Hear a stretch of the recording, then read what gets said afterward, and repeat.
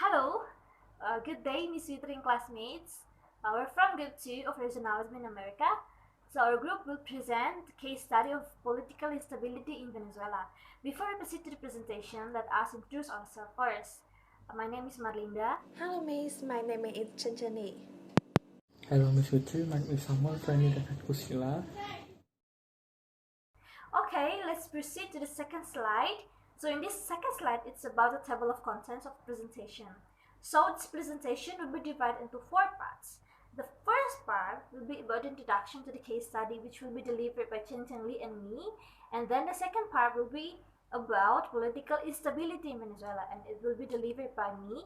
And then move to the third part. It will be about intervention of OAS to the political instability in Venezuela, and it will be delivered by Chenchen Li. Then the last part is about the systemic level analysis. Then we will use the theoretical perspective of neorealism, and this part will be delivered by Somewhere Friendly. The background.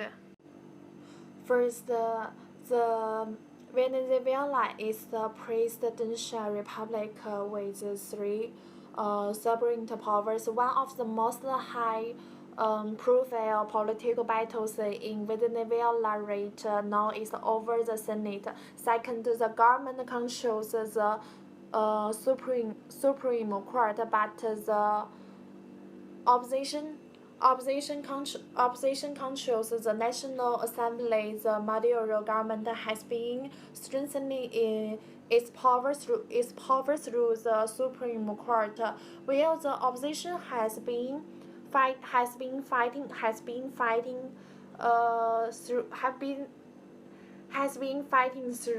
Parliament. The two sides felt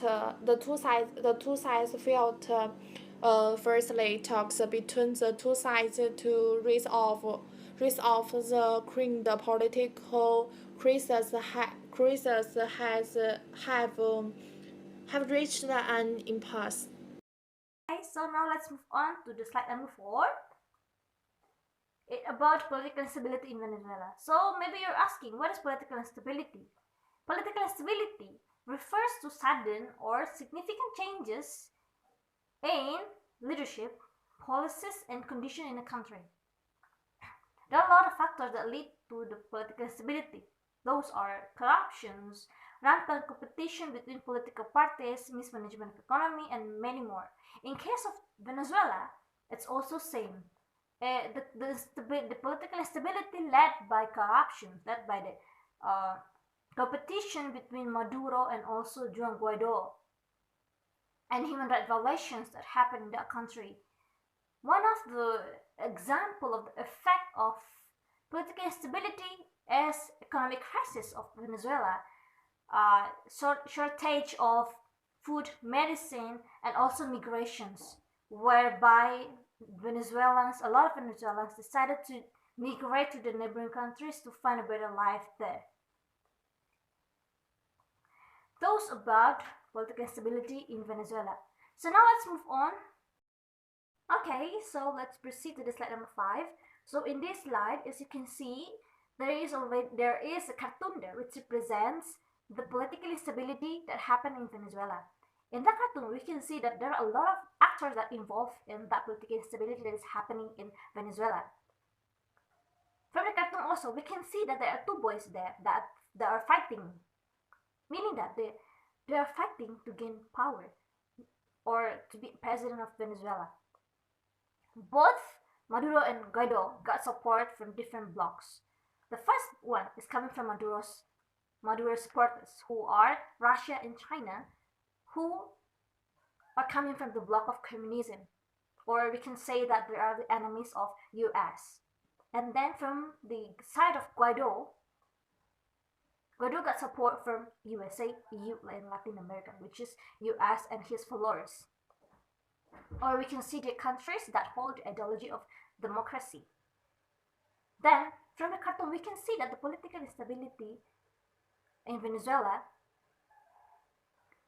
got the intervention from a lot of external actors here that I've mentioned before.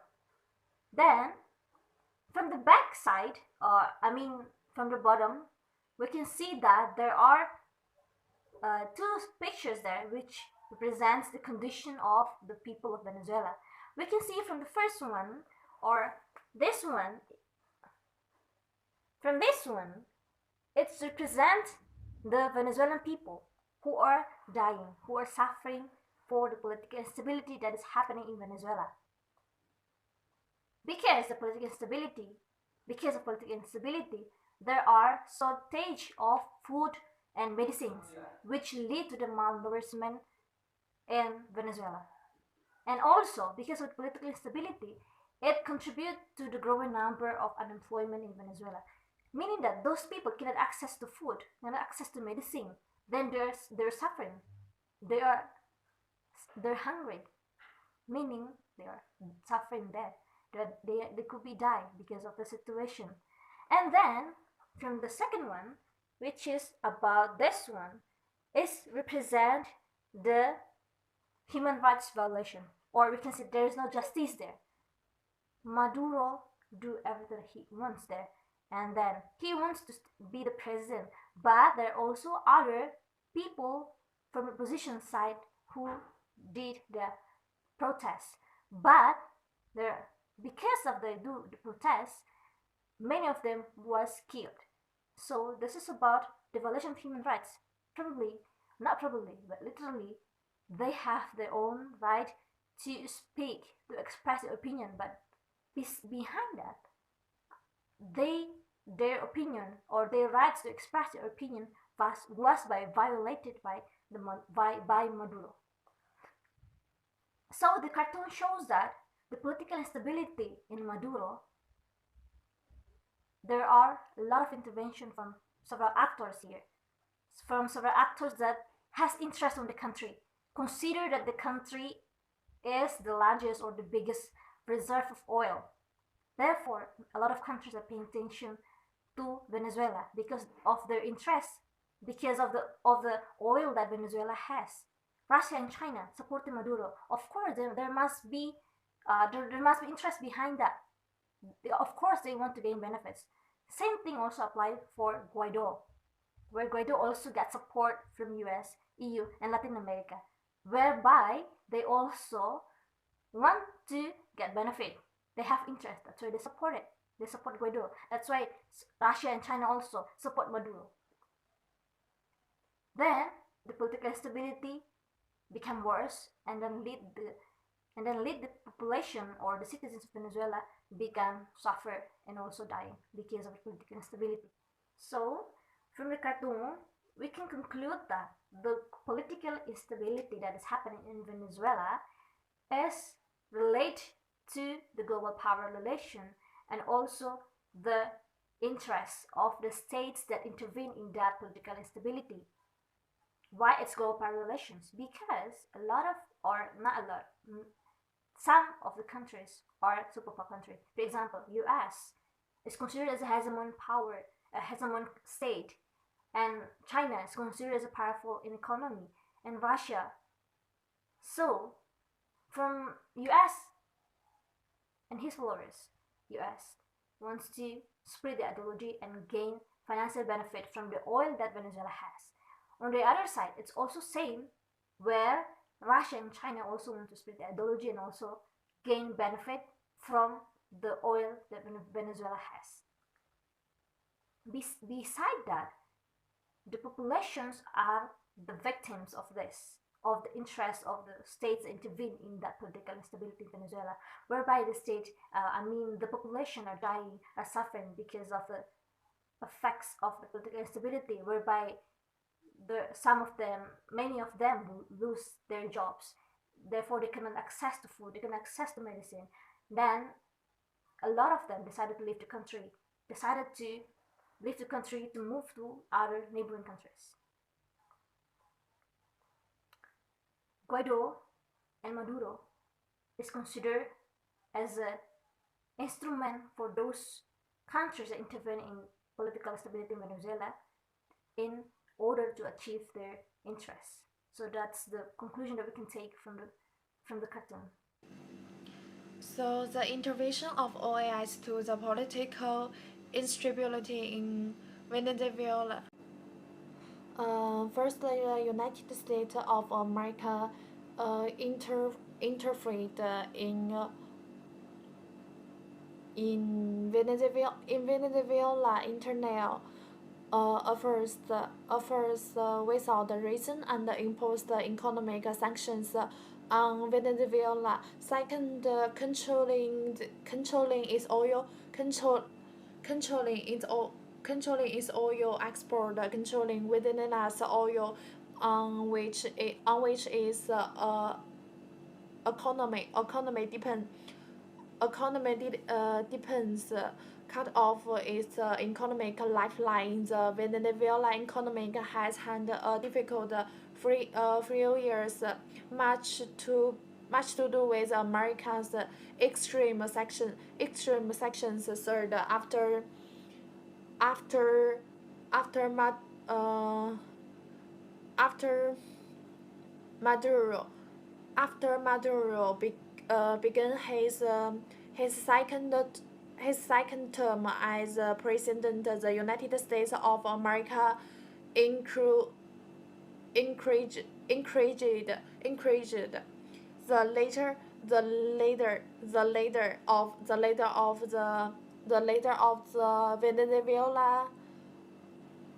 Venezuela opposition,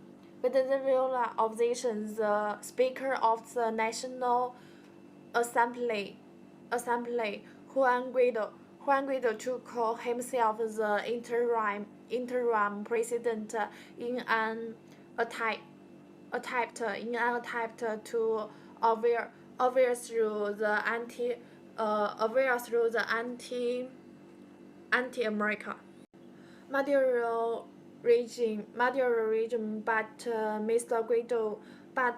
Guaido's young and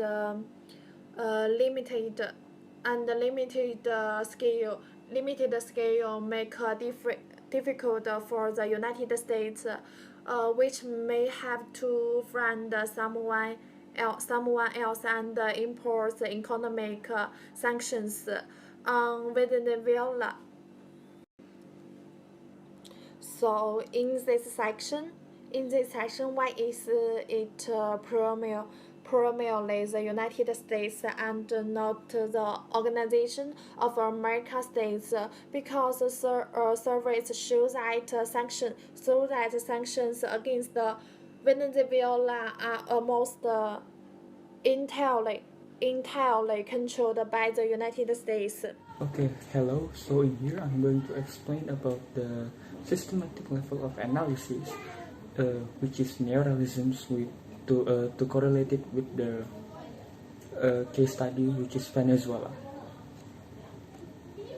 So in here, you might ask why we use neoliberalisms? Why not other theory like liberalism, intergovernmentalisms, or any other theory that can be correlated in here? Because in neoliberalisms there are two factors that can be contributing in the growing sense of the regionalisms in the region itself. First is the pressures from the external political power, and then second, the role and the functions of the hegemonic power. Move on to the next slide, which is the external political pressures. In here, there are the case that I already write. This is when the Venezuela, under the administrations of Hugo Chavez and Nicolas Maduro, make a close relationship with Cuba. And while they made relations in Cuba, they start to implement the political perspective from Cuba, which is socialism. So in here, the socialism political perspective, which is socialism, is going to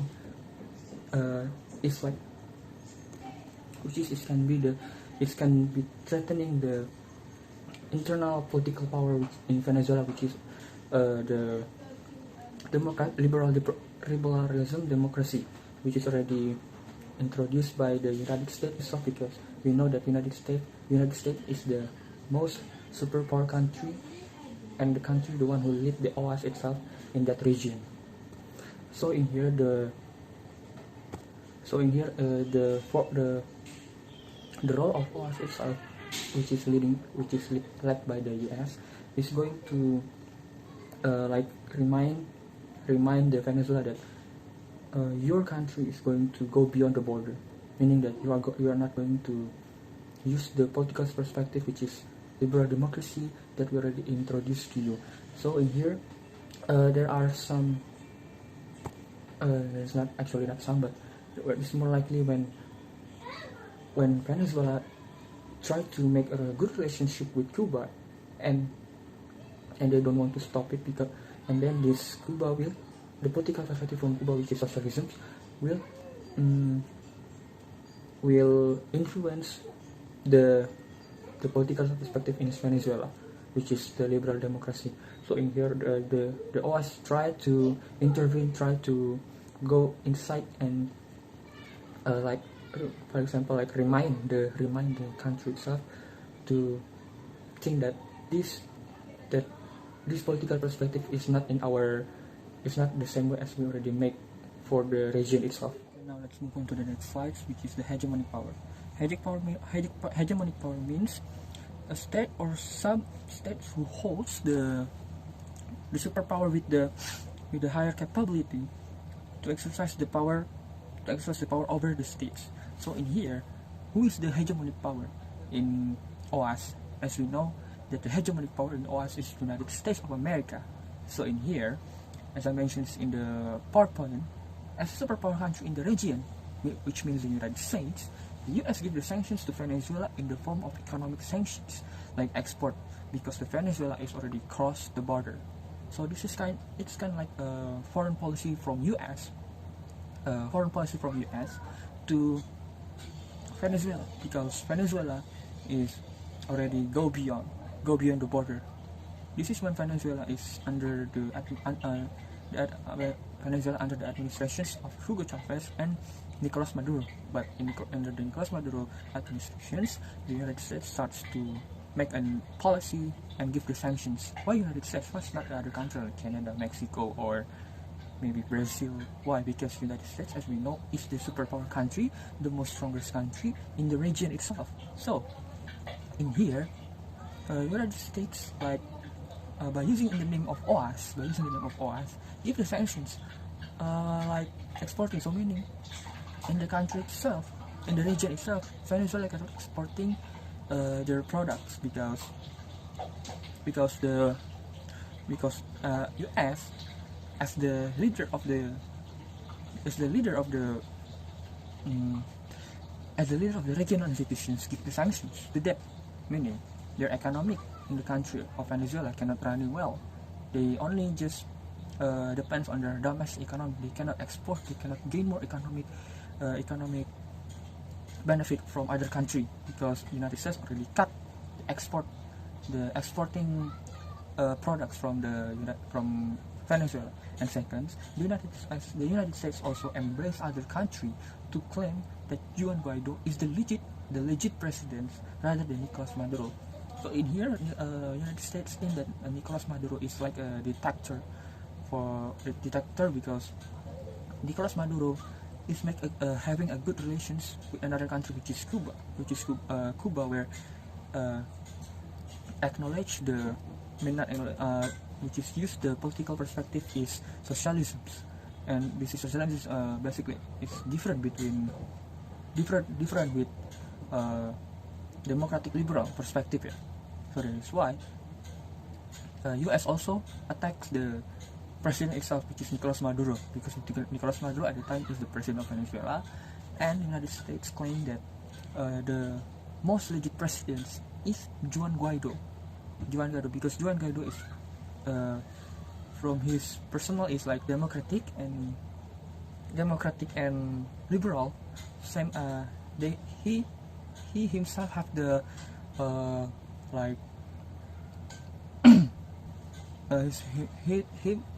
he himself have the same perspective like other country, for example like United States, the same political perspective. So meaning if Juan Guaido win, or meaning leading the country Venezuela, Juan Guaido will make the political perspective become democratic liberal, not socialist. So that is why the United States, as the hegemonic power, use the power to claim that Juan Guaido is the legit president and Nicolas Maduro is not a legit president. And then move on to the number 3 is the violations of human rights in the Venezuela by the Maduro administrations. In here, Nicolas Maduro also make as the leader of the Venezuela make a violations, meaning when there's a people, when there's a citizens who do the demonstrate to demonstrate that Maduro needs to go down. I mean, retire from his administration. The citizen will be killed by him. So that is why human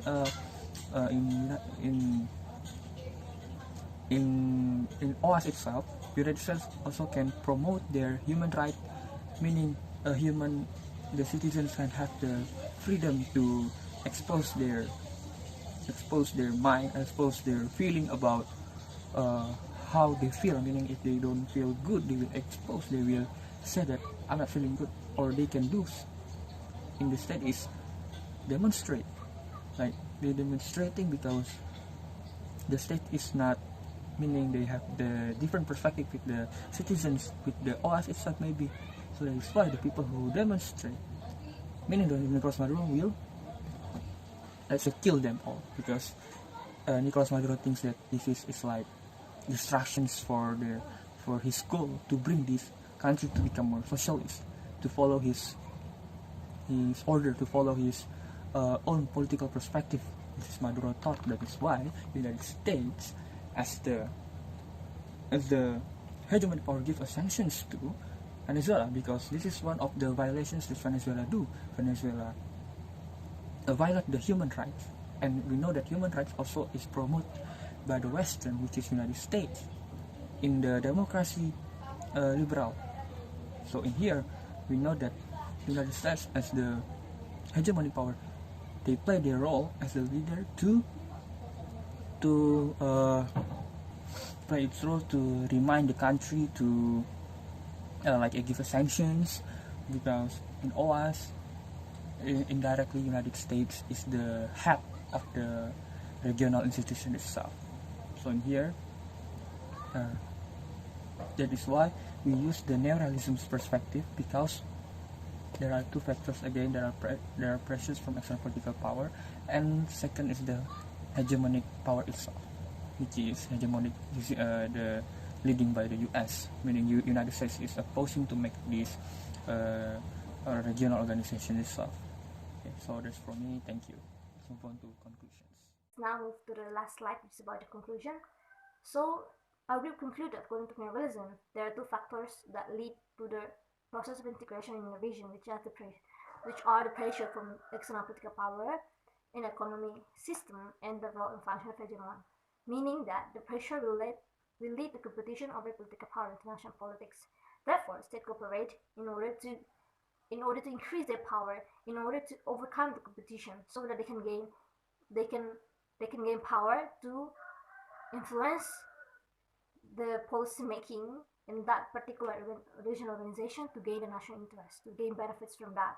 The same thing also happens in the case of Venezuela, in which there are competition between communism, socialism states and democratics, which is about Maduro and its supporters, Russia and China, and Guaido and its supporters, US and his followers, that contributed to the crisis in Venezuela in order to gain benefits from that.